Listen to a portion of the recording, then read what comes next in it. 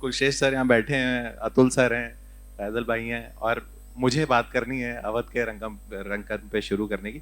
मैं मतलब सही व्यक्ति नहीं हूँ, मैं पहले ही बहुत ही हम्बली आपसे बता दूँ माफ़ी मांगते हुए। लेकिन फिर भी मैं कई बार क्या होता है कि हाँ, नहीं, नहीं, ये तो है ही है, तो थोड़ी बहुत गलतफ़हमी है, इसी में चल जा रहा है। तो लेकिन ऐसा है कि जैसे मान लीजिए गलती से फ्लाइट में ये लोग मेरे साथ 3 लोग पड़ोस में बैठ जाएँ और मुझे कुछ नहीं पता है, तो मैं उस हिसाब से पूछूँगा कि अरे सर आप क्या है, कैसे है? वो नहीं होता है कई बार आदमी एकदम से, जैसे कई बार होता है और देखा है हमने कि हम जानते हैं, जैसे अतुल सर को देखा है कि अरे कई बार आपको याद नहीं आता है ना, तो जैसे वो होता है कि जैसे गुलजार साहब को कई लोग मिलते हैं, कहते हैं अरे जावेद साहब क्या आप क्या सही आदमी है ना? तो उस टाइप का आप समझने की कोशिश करते हैं, जानने की कोशिश करते हैं, तो मैं उस हिसाब से बिना अब सबसे कम बोलते हुए मैं कुलशेष सर से बोलूँगा कि सर ये पूरी जैसे विरासत डायलॉग में है उसी तरीके से रंगमंच की एक बहुत ही, और आपको तो सर हम लोगों ने मतलब अखबार में वैसे कितनी मतलब बचपन से हम लोग बहुत, जब मैं कोचिंग करता था हम बहुत दूर से देखते थे ना अखबार, मैं उन्हीं लोगों को सफल मानता था जिनकी अखबार में फोटो आती है। अब वो गलती कभी बचपन में हम लोग के पड़ोस में एक अंकल थे, वो लोन वाले डिपार्टमेंट में थे, सरकारी इंडस्ट्रियल उसमें, तो वो उस अखबार में रिपोर्टर को पैसे देते, उनके अगले दिन फोटो आ जाती थी। तो मैं सोचता था मेरे पिताजी तो कुछ करते ही नहीं है कि इनकी फोटो आती है, यही कुछ कर रहे हैं। तो सर कुलशेष सर को मैं अखबारों में, आई एम श्योर सर कि वो जो आप जिस तरीके से एक्टिव थे इस समय में और जिस तरीके से आपने उसको बढ़ाया और ज़िंदा रखा और बहुत आगे आपसे मतलब एक पूरी जनरेशन इंस्पायर हुई है, तो सर ये थोड़ा कहानी की तरह सर पीछे लेके जाएं इस रंगमंच के उसको, खास करके अवध के, कि वो क्या था, ताकि हम इस सब्जेक्ट में घुस पाएँ आसानी से। इत्तेफाक एक फिर यूपी बोर्ड वाला ही आ गया है यहाँ। और जिसको ये नहीं मालूम था कि यहाँ बैठना है, लेकिन और क्या सवाल होगा और क्या होगा, हम लोगों ने कुछ बात भी नहीं करी इस विषय के ऊपर। तो ठीक है, ये अपने आप हम लोग जो सर यही यूपी बोर्ड की आयरनी भी है। है अपने आप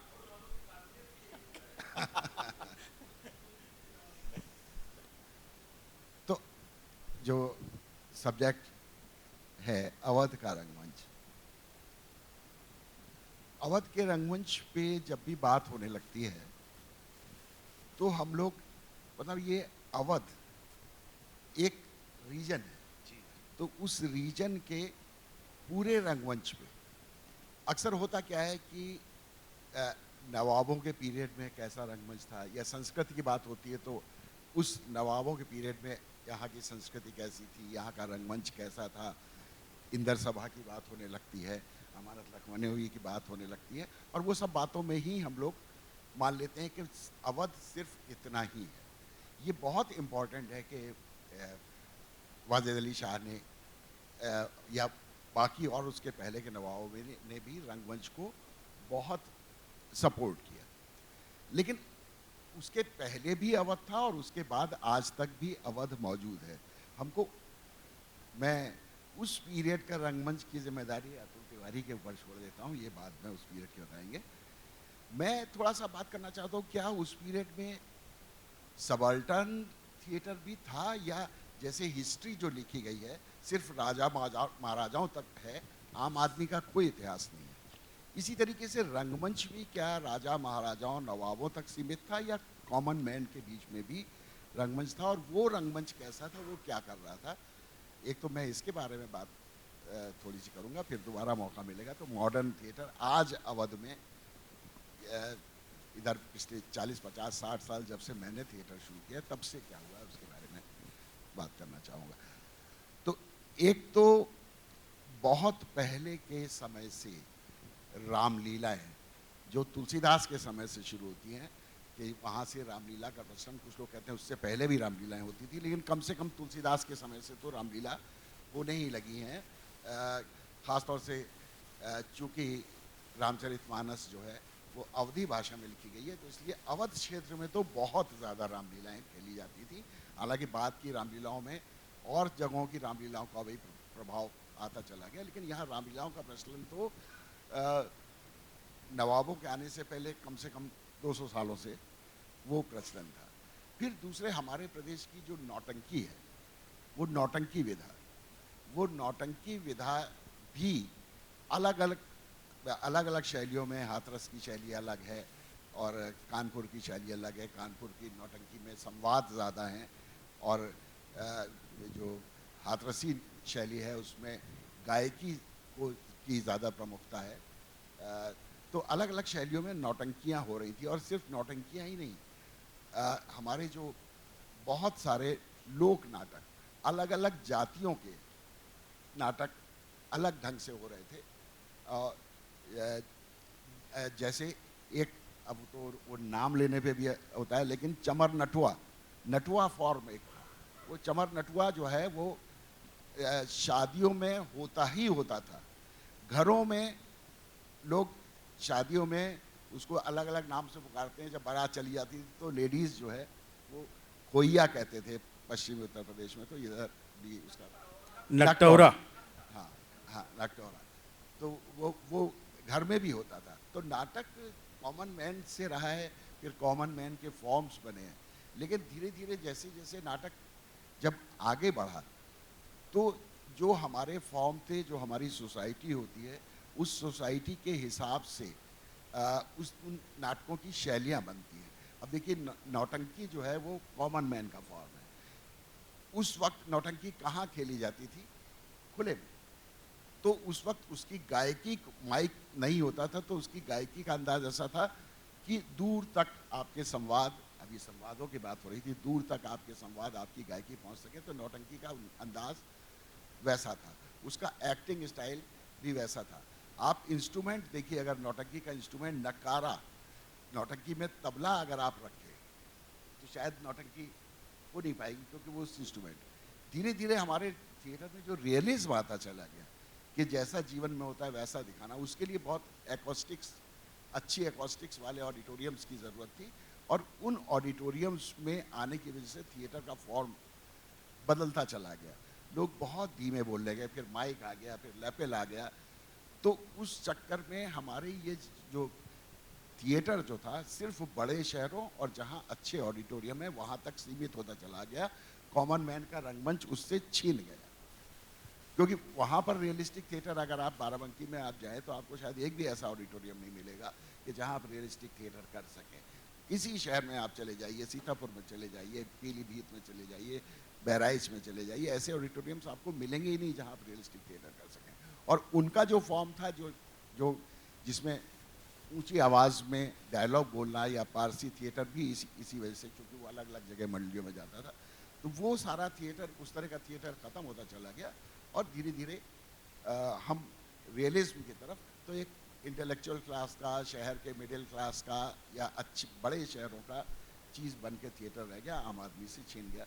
आगे अगली बात। अतुल सर, मैं इसी को मतलब इसके मतलब यहाँ की जो कहानी है, इसको आप ऐसे समझ लीजिए जैसे हम लोग का पेपर होने वाला है सर, ये इसमें ये इम्तिहान में आना है हम लोग तो तो वो सर, आप जैसे आप बता रहे थे हम लोग जब बाहर कर रहे थे, तो एक बार वो बताएं ताकि तब तक मैं फैजल भाई के लिए सवाल सोच पाऊँ। मैं एक छोटा सा नाटक का एक सीन सुनाता हूँ आप लोगों को, अवध का, क्योंकि अवध के रंगकर्म पे बात हो रही है।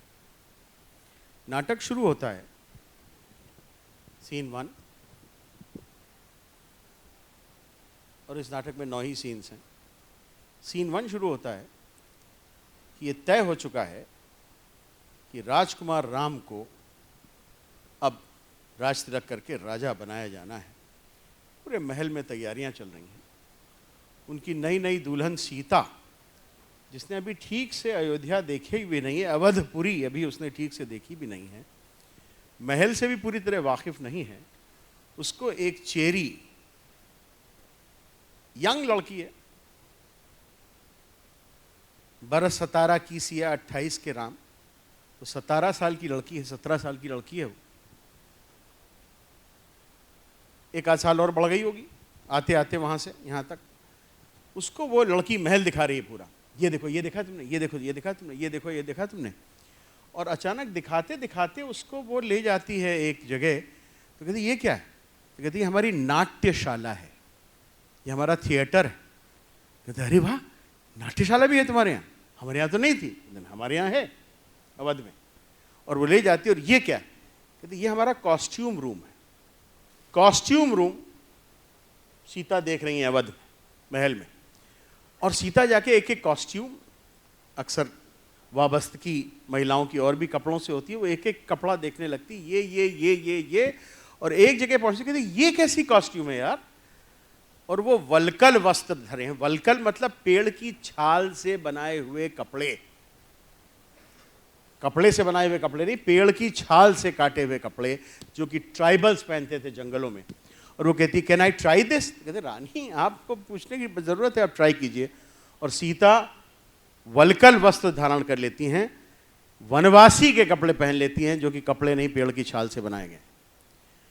इतने में राम एंटर करते हैं। राम बहुत सीरियस हैं और सीता बिल्कुल नॉन सीरियस है और कहती है सुनो सुनो सुनो, मैंने पहना तुम भी पहनो, ये पुरुष वाला तुम पहनो। राम कहते हैं मेरी बात सुनो। नहीं नहीं, पहले बाद में सुनोगी, पहले तुम ये पहनो। अरे तुम बात तो सुनो मेरी, तुम बात को सीरियस, कितनी भी सीरियस हो तुम यार, हरदम सीरियस ही रहते हो, तुम ये पहले कपड़े पहनो। और राम भी अपने कपड़े उतार करके वलकल वस्त्र धारण कर लेते हैं। अब मेरी बात सुनोगी? हाँ सुनेंगी, बोलो क्या बात, क्या है? बात यह है कि मेरे बाप ने मुझे निकाल दिया है और अब हम लोग को जंगल में रहना है। जंगल के कपड़े पहनने के बाद में रिवील होता है कि अब हमें जंगल में रहना है और हमको अब राजसी वस्त्र में भी नहीं जाना है जंगल में। जैसे बुद्ध छोड़ गए थे, जैसे महावीर छोड़ गए थे, वैसे हमको भी छोड़ जाना। टाइमलाइन में मत जाएगा कौन पहले कौन बाद में, कहानी सुना रहा हूं। कहते हैं अरे ये कैसे हुआ? तब राम उनको पूरी बात बताते हैं और वो माँ पे नाराज होती है। कहती नहीं, माँ पे नाराज नहीं होगी तुम, और तुम लेकिन रुकोगी यहाँ पे, मैं जंगल जा रहा हूँ। इस पर पहली बार सीता और आखिरी बार अब राम से लड़ती हैं। कहती तुमने कैसे मान लिया कि तुम मुझे छोड़ के चले जाओगे? मैं तुम्हारे साथ चलूंगी, तो मेरी अर्धांगिनी हो। और वो लोग जंगल की तरफ चल देते हैं। End of the scene 1। ये नाटक दोस्तों कब लिखा गया था पता है आपको? ये नाटक 2000 साल पहले संस्कृत में लिखा गया था भास नाम के एक आदमी ने, जिसका नाम है प्रतिमा नाटकम। तो 2000 साल पहले का एविडेंस हमारे पास है, जबकि अवध में एक नाट्यशाला होने की बात एक प्ले राइट कर रहा है। तो कुछ तो उसका माइंड रहा होगा, कुछ तो उसके पास इंफॉर्मेशन रही होगी। तो अवध का नाटक मेरे लिए तो वहां से शुरू हो जाता है। फिर जैसा सूर्यमोहन जी ने कहा कि सारा लोक रंगमंच जो हमारा रहा, और उसके बाद में तुलसीदास जी के बनारस में, और तुलसी के बनारस में अवधी कहानी लिखने की वजह से एक बात यह भी है कि अवध कभी एक फिक्स्ड एंटिटी नहीं रहा है, वो रबड़ बैंड की तरह घटता बढ़ता रहा है। अवधपुरी तो पहले वहीं थी जहां अयोध्या था। नवाब साहब को भी पहली बार दिल्ली से जब भेजा गया था, बुरहानुल मुल्क को, तो अयोध्या भेजा गया था, फैजाबाद भेजा, उन्होंने फैजाबाद बसाया अयोध्या के सामने, क्योंकि वो अयोध्या को से अलग रहना चाहते थे। अयोध्या में अयोध्यावासी रहे, मैं अपना फैजाबाद बनाऊंगा। लखनऊ तो तब था ही नहीं, यह बहुत छोटा सा था, गांव था। लखनऊ तो बाद में बनेगी अवध की राजधानी। तो अवध भी रबड़ की तरह फैलता घटता रहा है। तो बनारस तक भी अवध था एक जमाने में। यहाँ बैठ के तुलसी अवधी की सबसे बड़ी कृति लिखते हैं। और फिर तुलसी के आने से, जैसा सूर्यमोहन जी ने कहा कि रामलीलाओं का शुरू होना, सबसे पहली बार रामलीला का एक पहले भी वर्जन शायद होते होंगे राम की कथाओं के, महाभारत की कथाओं के, लेकिन तुलसी रामलीला के बारे में तो हमको पता ही कि कैसे बनारस में उन्होंने अलग अलग मोहल्ले बना दिया कि लंका यहाँ होगी तो मोहल्ले का नाम लंका पड़ गया, और रथ यात्रा यहाँ होगी तो रथ यात्रा वहाँ पड़ गया, और नक्कटैया यहाँ होगी तो बनारस में एक मोहल्ले का नाम नक्कटैया पड़ गया। ये सारे जहाँ जहाँ एपिसोड्स होते थे उस हिसाब से नाम पड़ गए। लेकिन एक चीज़ तुलसी के बारे में लोग कम जानते हैं कि ये तुलसी कृष्ण की भी भक्ति करते थे, और उन्होंने नाग नथैया भी शुरू की थी बनारस में, क्योंकि उनके पास गंगा थी, गंगा से नाग निकलता था पानी से, और उसके ऊपर कृष्ण जी फिर नाचते थे उस नाग के ऊपर। तो कृष्ण की कथा भी तुलसी ने बनारस में नाग नथैया नाम से शुरू की। और उसके बाद बढ़ते बढ़ते बढ़ते कहानी जब अवध में पहुंचती है, इट्स वेरी इंपॉर्टेंट, क्योंकि बहुत कम राजा ऐसे मिलते हैं हिंदुस्तान में जो खुद नाटक करने का, नाचने का काम करते हैं। 2-4 नाम हैं। सरफोजी राव भोसले, सरफोजी राव भोसले का नाम शायद लखनऊ में लोगों ने नहीं सुना होगा। एक नाम सुना होगा लखनऊ में लोगों ने, जिनका नाम था शिवाजी महाराज की जय हो। हम मराठी लोग बैठे यहाँ 2। शिवाजी महाराज के छोटे भाई का नाम था सरफोजी राव भोसले, और उनके पुत्र सरफोजी राव भोसले द्वितीय ने मदुरई जाकर के एक रंगमंच बनवाया था उस जमाने में, शिवाजी के जमाने में। और मदुरई में उस आदमी ने जिस तरह स्वयं भरतनाट्यम सीख करके और भरतनाट्यम को बढ़ावा दिया था। उसने बहुत दूसरे राजाओं की मिसालें बहुत कम मिलती हैं, लेकिन हमें इस बात का गर्व है कि हमारा नवाब जो था Wajid Ali Shah, who is called the last king of India because he was the last man who did not sign a treaty with the British and died. Rest of the all kings had signed a treaty with the British. वो आदमी खुद नाचता था, वो आदमी खुद direct करता था। उस आदमी ने नाटक लिखे अख्तर के नाम से, और एक आध नहीं 3-3 नाटक लिखे, और वो आदमी खुद नाटक करवाता था। और इस बात की कंप्लेंट कई लोगों ने की अंग्रेजों से कि ये आदमी तो नाच गाने में लगा रहता है, ये आदमी तो पता नहीं कितनी नाचने वालियां इसने पाल रखी हैं। और जब उस आदमी को यहाँ से हटा दिया गया अवध से और कलकत्ते भेज दिया गया, वहाँ भी जब उनके पास पैसे नहीं थे, तब भी उन दिनों 1300 पाउंड सालाना का खर्चा करके उन्होंने अच्छा खासा एक डांसिंग एंड थिएटर ट्रूप रखा हुआ था। ये बड़ी बात थी कि हमारा अपना राजा भी इसमें इंडल्ज करता था। और सूरमोहन जी ने एक सवाल पूछा था कि ये बातें जो थी सिर्फ राजाओं के लिए होती थी या सिर्फ प्रजा के लिए भी होती थी। तो यहाँ बैठे हुए और ख़ास करके मेरे भाई जो बैठे हैं आखिरी रो में उम्दा सी शेरवानी पहने हुए, वो ज़रूर जानते होंगे, आपने ज़रूर नाम सुना होगा प्रोफेसर जनाब सैयद मसूद हसन रिजवी, जो अदीब नाम से लिखते थे, जिनके बेटे को बहुत से लोग जानते हैं, जिनका नाम था नैयर मसूद साहब, और जो फ़ारसी के लखनऊ यूनिवर्सिटी के प्रोफेसर थे, हेड ऑफ द डिपार्टमेंट थे। उन्होंने 2 किताबें लिखी हैं सूरमोहन जी उर्दू में। एक है अवध का शाही स्टेज और दूसरा है अवध का अवामी स्टेज। दोनों बड़ी बड़ी किताबें। तो अवामी स्टेज के ऊपर पूरी एक किताब अवेलेबल है। और ये भी कहा जाता है कि अमानत साहब ने जो लिखी थी अपनी, देखिए यहीं पे नोट्स काम में आते कभी कभी, नाम आप बोले रखते हैं सर। आपका नहीं पता कि आपके पड़ोस में जो भी बैठेगा वो पास हो ही जाएगा। जी जी। तो उसके बारे में ये भी कहते हैं कि उनसे पहले एक हिंदू सज्जन थे, नाम भी अब ढूंढी दूं मैं आपको, 1 मिनट पकड़िएगा भाई। नहीं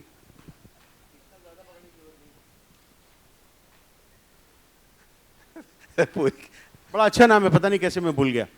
मदारी लाल नाम के साहब एक थे, जिन्होंने इंदर सभा का एक पहला बड़ा क्रूड सा ड्राफ्ट लिखा था, जो कि जनता के लिए था, क्योंकि मदारी लाल को कोई एक्सेस नहीं था नवाब के यहाँ जाके करने का।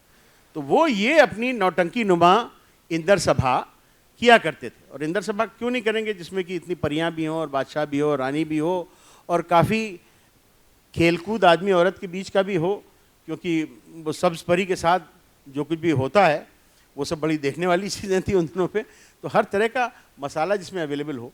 तो ये अवामी अवध का अवामी स्टेज का भी पूरी परंपरा पे ऊपर एक बड़ी किताब आज से कम 60-70 साल पहले लिखी जा चुकी है उर्दू में, फ़ारसी से लेकर के चीज़ों को। तो एक बड़ा वो भी एक परंपरा रही है। और उसके बाद में तो आगे की चीज़ें सब रेस्ट इज हिस्ट्री। तो मैं एक स्वांग सपेड़ा एक फॉर्म हुआ करता था, वो अवध का फॉर्म था, जिसमें बहुत मशहूर लेखक मुद्रा राक्षस, शायद आप लोगों ने नाम ज़रूर सुना होगा। तो मुद्रा राक्षस के पिताजी ने ढूंढ के निकाला था, और उसके परफॉर्मेंस मुद्रा जी ने लखनऊ में उस ज़माने में कई किए थे, लेकिन वो विलुप्त हो गया है। तो इस तरह से बहुत सारे फॉर्म्स हमारे जो थे वो धीरे धीरे विलुप्त भी हो गए। फैजल भाई, मैं आपसे, चूँकि विरासत है जिसमें जो चीज़ें थी कुछ विलुप्त हुई, आप चूँकि उस दुनिया में, दूसरी दुनिया में, कैमरे वाले की जो कैमरे के आगे पीछे दोनों तरफ की दुनिया में आप रहे हैं, मैं देखता हूँ जैसे हम लोग नॉर्मली जब इंटरव्यू देखते हैं तो मोस्टली जो लोग अच्छे एक्टर हैं, है ना, वो एक चीज़ सब में कॉमन आती है कि सबने कहीं गली नुक्कड़ थिएटर नौटंकी कुछ नुक्कड़ नाटक किया हुआ है। और जो कि आपको मैं वो लोड नहीं करूँगा कि आप, मतलब आपके लिए आउट ऑफ सिलेबस वैसा नहीं मैं कर दूंगा कि आप परेशान हो जाएं मेरी तरफ से। मैं ये जानना चाहता हूँ, क्योंकि जिस तरीके से आप उस दुनिया में काम कर रहे हैं और आपका जो थिएटर को, उस तरीके के एक्टर्स को, और जो आज की डेट में डायरेक्टर्स हैं कई सारे आपके जो मित्र हैं, कहीं ना कहीं जो डीप डाउन मैं देखता हूँ एक कॉमन कनेक्शन है जो अच्छा काम कर रहा है कि उसने किसी भी फॉर्म में थिएटर किया है, चाहे वो कहीं बहुत बड़े वो ऐसा नहीं हो कि पॉपुलर हुए हों वो प्लेज या वो भी। तो आप इस पूरे उसको जैसे थिएटर को आपके हिसाब से जो कि आप देख रहे हैं, आप कैसे देखते हैं? सबसे पहले मैंने तो नहीं किया थिएटर, क्योंकि मुझसे मतलब मैं कहीं और पे था लाइफ में, पर मैंने देखा है। जब मैं यहाँ पढ़ता भी था तब भी मैं सर को मतलब काफ़ी देखा हुआ है, क्योंकि कभी कभार कुछ होता था तो फ्राइडे को कुछ लोग कहते जाना चाहिए, फ्राइडे सैटरडे देख के ऐसा रहा। हाँ, थिएटर की वजह से या थिएटर के लोगों की वजह से जो अभी 10 में से 8 काम अच्छे हो रहे हैं उसमें उनका बहुत बड़ा हाथ है। एक तो लैंग्वेज, दूसरा एक्टिंग वाइज 2 पार्ट है, एक राइटिंग एंड परफॉर्मेंस बोथ। क्योंकि दोनों जगह पर अगर ये सही नहीं होगा तो एक हाफ फ्राई बनता है जिसमें ना उधर का रहता है ना इधर का रहता है वो क्या होता है, किसी के मसले का नहीं होता है वो।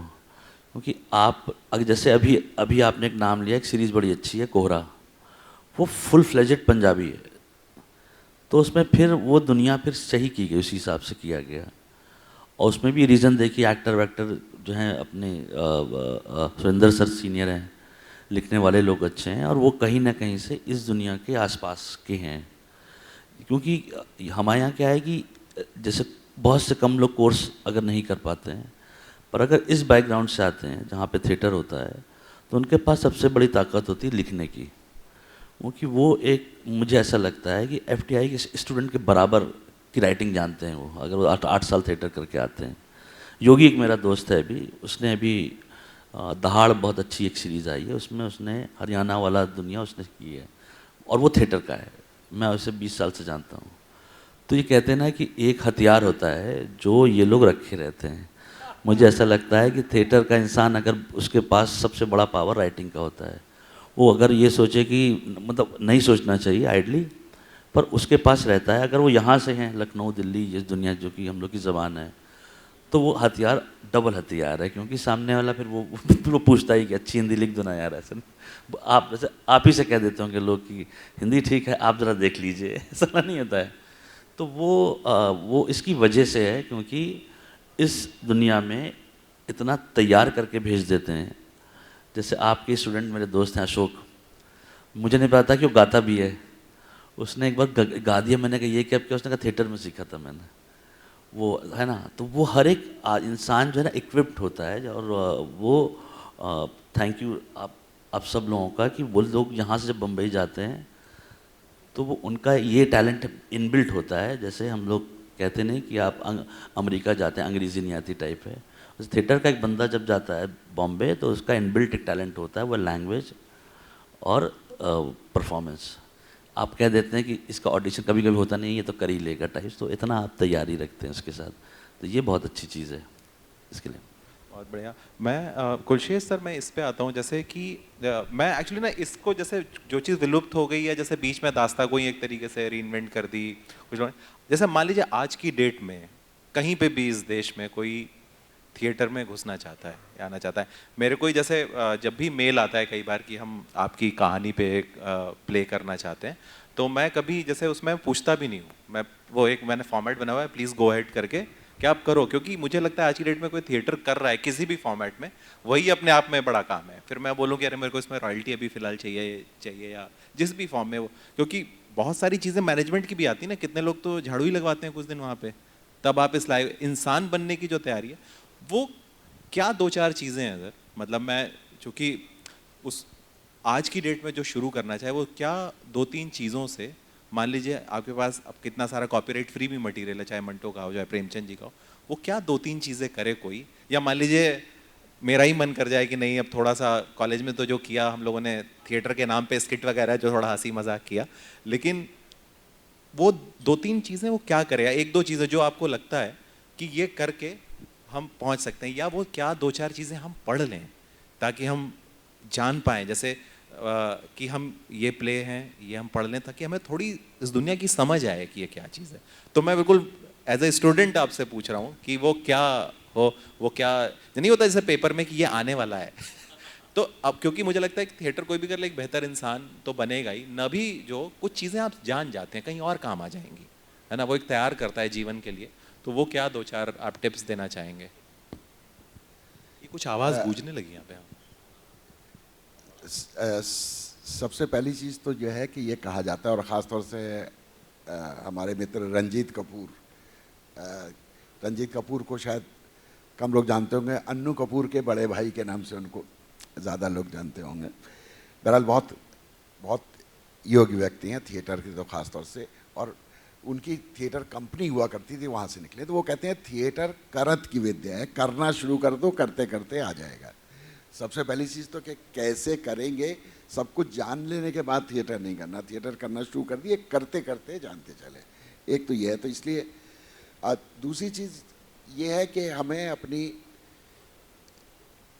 ये मान के चलना चाहिए कि ज़िंदगी में हम में से शायद ही कोई ऐसा शख्स होगा जो ज़िंदगी में रोल प्लेइंग नहीं करता है।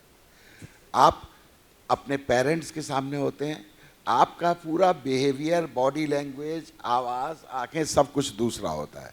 आप अपने दोस्त के बीच में होते हैं, सब कुछ दूसरा होता है तुरंत। ये हमारे अंदर एक इनहेरेंट कैपेसिटी है रोल प्लेइंग की। हम रोल प्ले कर सकते हैं, ज़िंदगी में हम रोल प्ले करते रहे हैं। हम जब क्लास में बैठे होंगे एज स्टूडेंट तो हम एकदम से अपने आप को स्टूडेंट के रूप में रोल प्ले में, और जब हम टीचर के रूप में बैठेंगे तो फ़ौरन टीचर के रोल में हम आ जाते हैं। तो रोल प्लेइंग की कैपेसिटी सबके अंदर है। बस ये है कि जब आप थिएटर में रोल प्ले कर रहे होते हैं तो आपका अपना उस पात्र का इंटरेस्ट आपको देखना होता है, अपना इंटरेस्ट नहीं। आप उस पात्र के हिसाब से कर रहे होते हैं। और लाइफ में जब हम रोल प्लेइंग कर रहे होते हैं तो हम अपने इंटरेस्ट में अपने कर रहे होते हैं। तो इतना फ़र्क है, करना शुरू कर दें। बाकी तो जानने के लिए कैसे किया जाए, ये तो जानने के लिए इतना पड़ा हुआ है कि उसकी कोई सीमा नहीं है। एक बात ज़रूर मैं कहना चाहूँगा, जो अभी फैज़ल ने कहा था कि वहाँ पहुँचते हैं थिएटर के लोग, तो बहुत सारे लोग काफ़ी कुछ लेके पहुँचते हैं और बहुत सारे ना इधर के रहते हैं ना उधर के रहते हैं। ऐसे भी लोग हैं जो थिएटर से जाने के बाद फिल्म में वो फेल कर जाते हैं। ऐसे भी बहुत सारे लोग मिलेंगे जो फिल्म के साथ नहीं काम कर पाते हैं।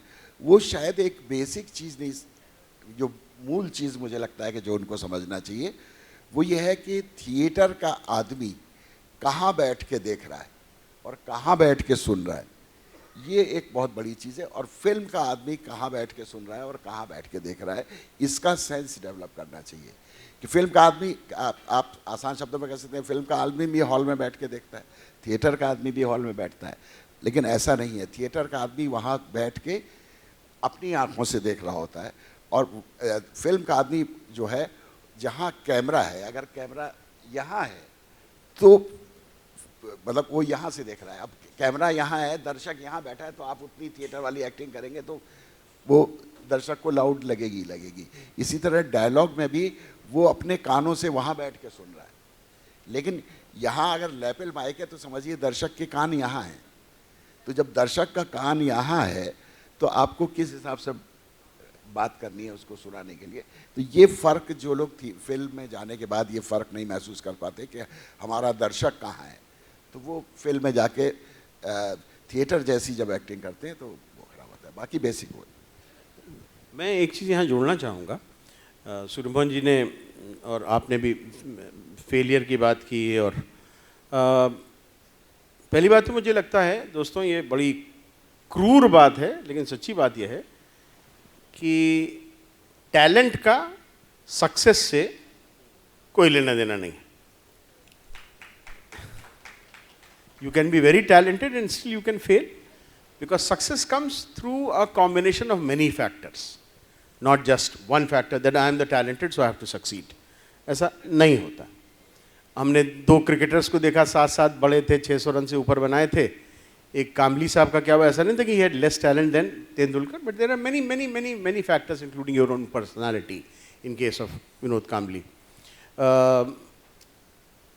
दूसरी बात ये कि एक बात जो कही भाई ने, फैजल साहब ने, इतनी बात सच है कि थिएटर का आदमी एक ऐसे एनवायरनमेंट से निकला होता है, अगर वो जेन्युइनली थिएटर करके निकला है, कि उसे पीर बवर्ची भिश्ती खर सब बनने की आदत होती है, और सब काम को वो खर भी, वो गधा भी उसी प्रेम से बनता है, उसी तन्मयता से बनता है, उसी शिद्दत से बनता है जैसे कि वो पीर बनता है। और ये एक बड़ी चीज़ है विच holds the people from theatre in good stayed in what ever field they go in the world, including the cinema field. कि उनको कोई दिक्कत नहीं होती कि यार मुझे गधा यहाँ क्यों बना दिया यार। उनको गधा बनने में भी उतना ही मज़ा आता है जितना कि उनको पीर बन के भाषण देने में मज़ा आता है। ये एक अच्छी चीज़ थिएटर में हमको सिखाई जाती है, which is the dignity of labour, कि आज तुम्हें भाला पकड़ के खड़ना है और कल तुम्हें राजा बनना है, और दोनों मैं उसी तन्मयता से करूँगा। इतना अच्छा भाला पकड़ूंगा कि लोग राजा को देखेंगे नहीं, मुझे ही देखते रहेंगे, यार क्या भाला पकड़ा था उसने, हिला नहीं बिल्कुल वो। क्या कहते हैं, बकिंगम पैलेस की तरह खड़ा रहा, एकदम हिला नहीं एकदम एक बार भी वो। हम क्यों देखने जाते बकिंगम पैलेस? कोई ड्रामा नहीं होता, लेकिन उस आदमी के ना हिलने को देखने के लिए लोग जाता, आधा घंटे तक बैठ के हिंदुस्तानी देखता रहता है। तो वो भाला भी ऐसे पकड़े कि लोग देखते रह जाएं, और वो राजा भी ऐसा बने कि लोग देखते रह जाएं। सर ये मुझे थोड़े दिन पहले मतलब 2-4 साल पहले कोई एक फिल्म शूट हो रही थी यहाँ पे मुंबई में, और जो डायरेक्टर साहब थे वहाँ पे इसके फ़न के सामने वहाँ पे वो चाय की दुकान पे मैं चूँकि गुजरा था और कुछ दोस्त थे, तो उन्होंने फ्रस्ट्रेशन में एक बात बोली कि ये देखो फिल्म के लिए भाग गए सब, है ना, उस समय अब वो प्ले चल रहा है, वो छोड़ के जो भी जूनियर आर्टिस्ट या उस तरीके का ये सर। और कैसे जैसे मेन स्ट्रीम जैसे क्या हुआ ना, कुछ चीज़ों ने इस देश में अपने आप को क्या मेन उसमें ले, जैसे स्टैंड अप कॉमेडी है, आज से 10 साल पहले स्टैंड अप कॉमेडी उस फॉर्म में नहीं थी, वो राजू श्रीवास्तव फॉर्म में थी। अब आज की डेट में देखिए वो अलग फॉर्म में है। वो आपको, चूँकि आप इसको बहुत क्लोजली देख रहे हैं, जैसे आपका जब मैं क्रेडिट भी देखता हूँ तो मैं बड़ा हैरान हो जाता हूँ, एक्टर वाला क्रेडिट इतनी तेज़ी से आपका बढ़ता जा रहा है कि वो कहाँ विश्वरूपम से मतलब ना वो। तो सर आप जैसे चूँकि आप एक बदलती हुई दुनिया में आज के जितने लोगों से डील कर रहे हैं, कितने एडीज से लेके उस पूरी दुनिया में हर तरीके के, आप इसको कैसे देखते हैं कि क्या और इसको किया जा सकता है? एक तो जैसे कई बार विरासत जब बहुत और इतनी लोडेड हमारी विरासत है तो कई बार वो भी बहुत भारी हो जाती है ना कि इसमें और बेहतर हम कैसे करें, क्या करें। कई बार काम इतना बड़ा लगता है ना कि हम शुरू कहाँ से करें, तो वो आप कैसे देखते हैं कि उसमें क्या 2-4 चीज़ें। मैं इसलिए भी कई बार ये जानने की कोशिश करता हूँ क्योंकि ना मैं इसको इस फॉर्मेट में देखता हूँ कि ये कोई ये रिकॉर्डिंग आज से 20 दिन बाद कोई बलिया में बैठा हुआ देख रहा होगा, क्या पता उसकी कोई एक बात वो पकड़ ले और वो बात बदल जाए। तो आप कैसे देखते हैं कि और क्या करें थिएटर में ऐसा, या अपने लिमिटेड ग्रुप में? जैसे मान लीजिए हम, मैं मुक्तेश मेरे मित्र बैठे, हम लोग कॉलेज में हमारे यहाँ प्ले होता नहीं था, तो हम लोगों ने क्या किया, ज्ञान चतुर्वेदी की किताब थी दंगे में मुर्गा, उसमें एक चैप्टर था प्रगति पे उतारो भारत, हमने वैसे का वैसा चेप दिया, है ना।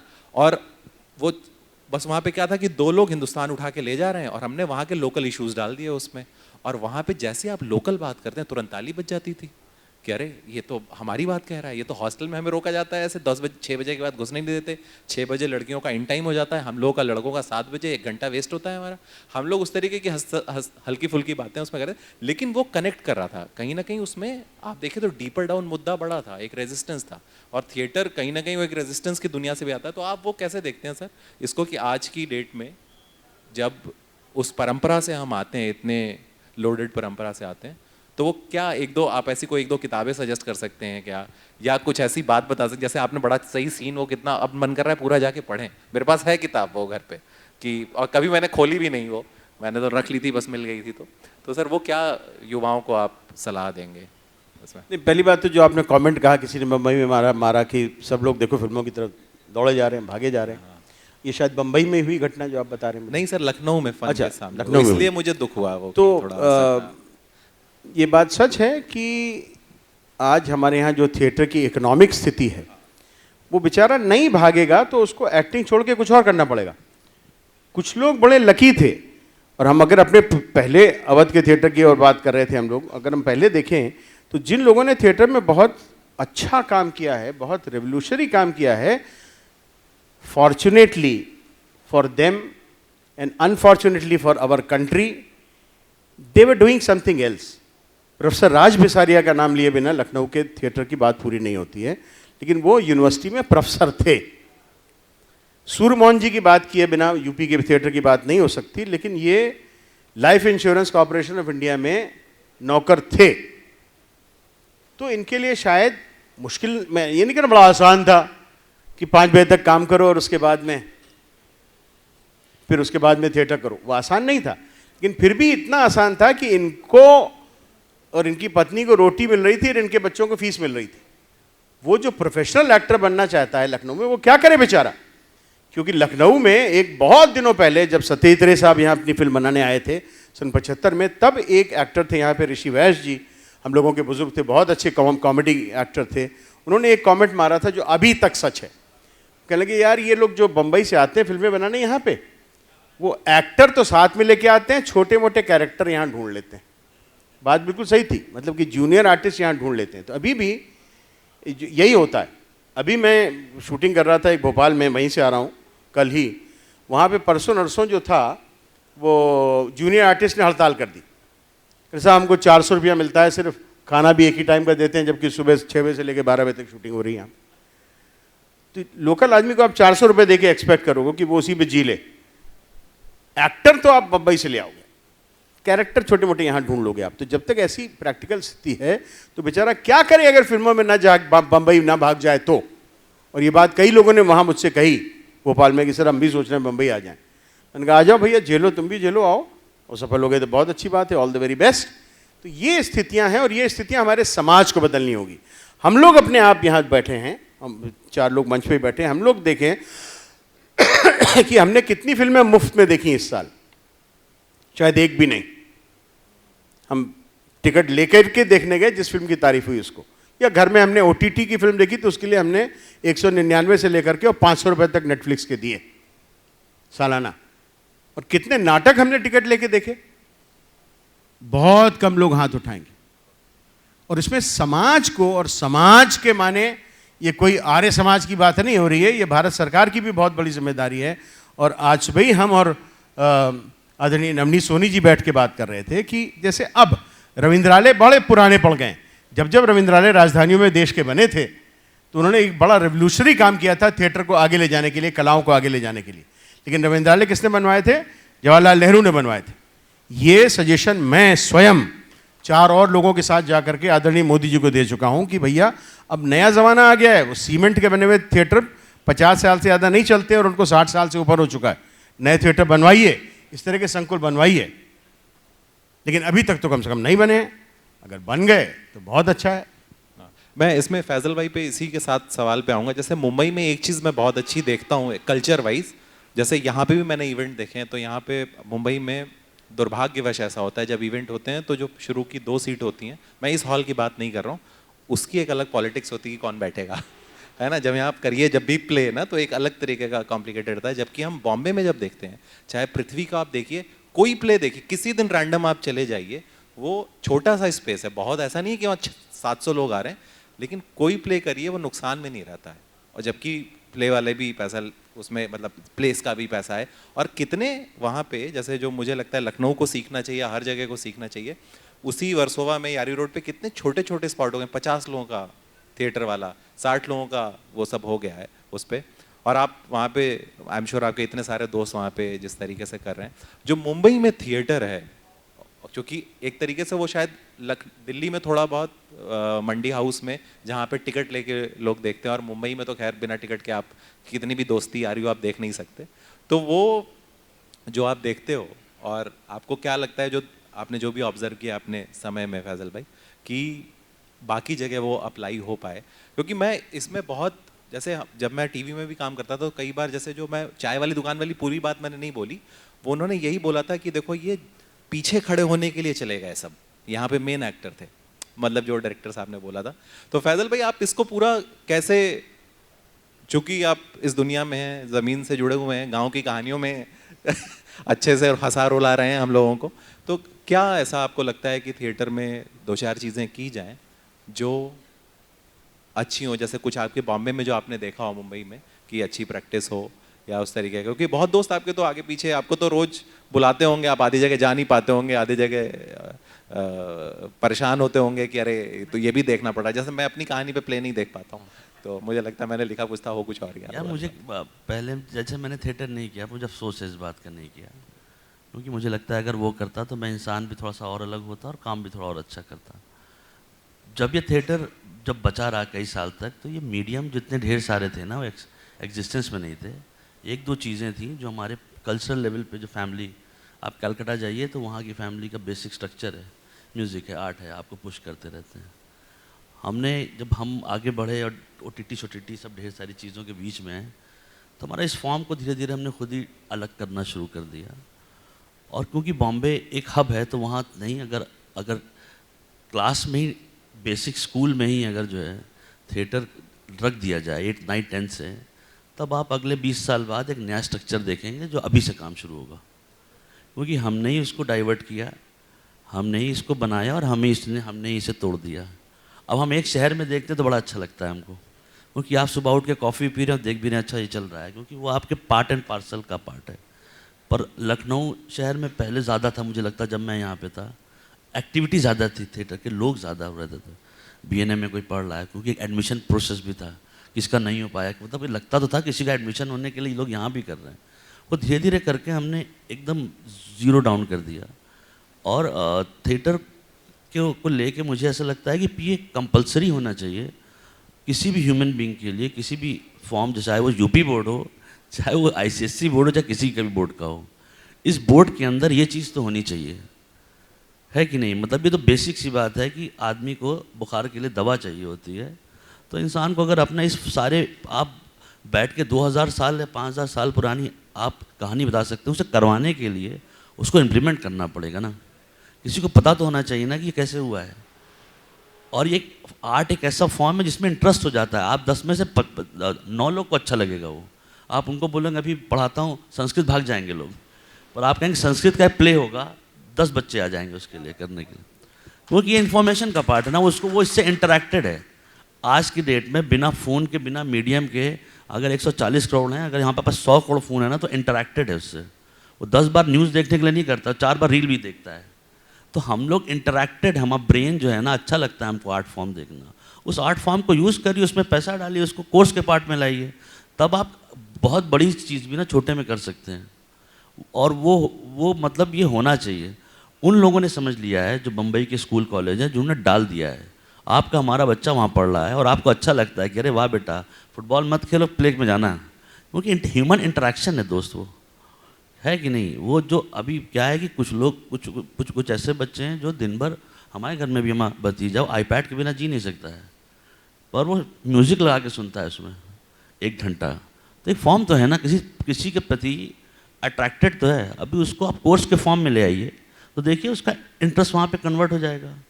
तो इस चीज़ को बचाने के लिए ये बेसिक चीज़ करनी पड़ेगी, वो मुझे लगता है ऐसा। नहीं, बहुत अच्छा सजेशन। बिल्कुल 100% एग्री करता हूँ फैज़ल भाई से।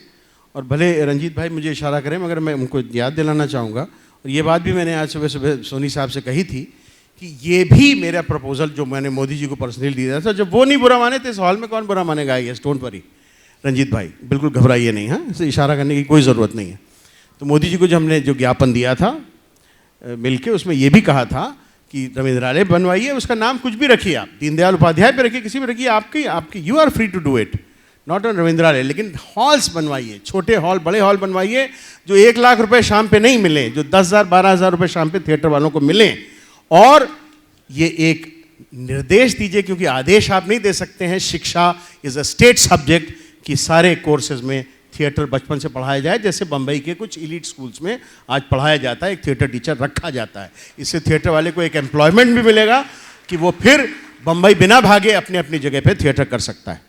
और सोनी जी भी इस बात से वाकिफ़ हैं कि ये हमने ज्ञापन किन 5 बड़े कलाकारों के साथ जा करके मोदी जी को दिया था।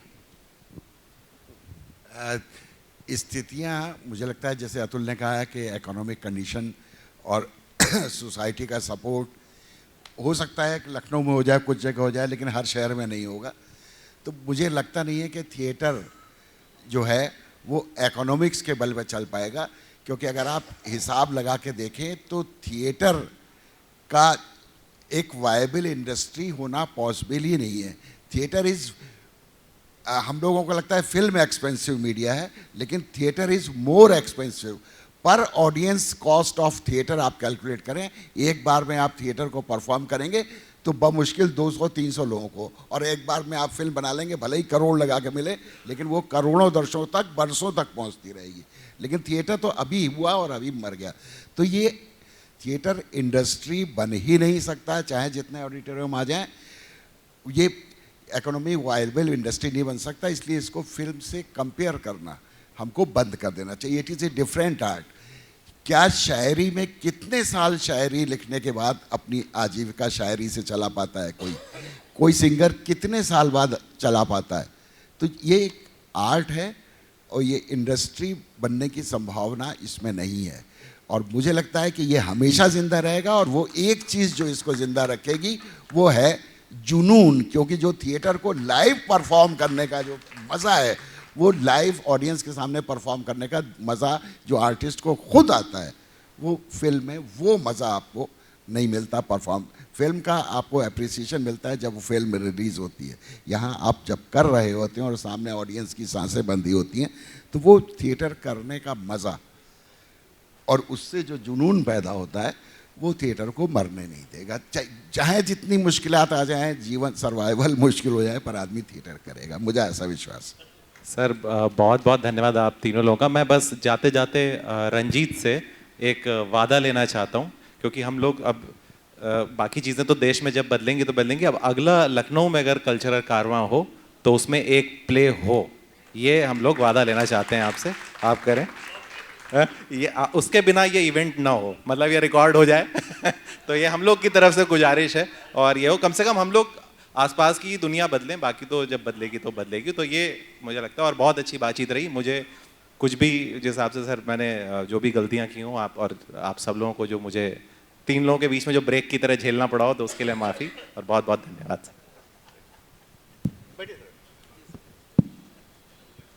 नहीं बैठो। फराज साहब का एक शेर है कि समझा रहे थे मुझको सभी नाशिहाने शहर, फिर रफ्ता रफ्ता खुद उसी काफिर के हो गए। रोते हो एक जजीराए जाकों फराज तुम, देखो तो कितने शहर समंदर के हो गए।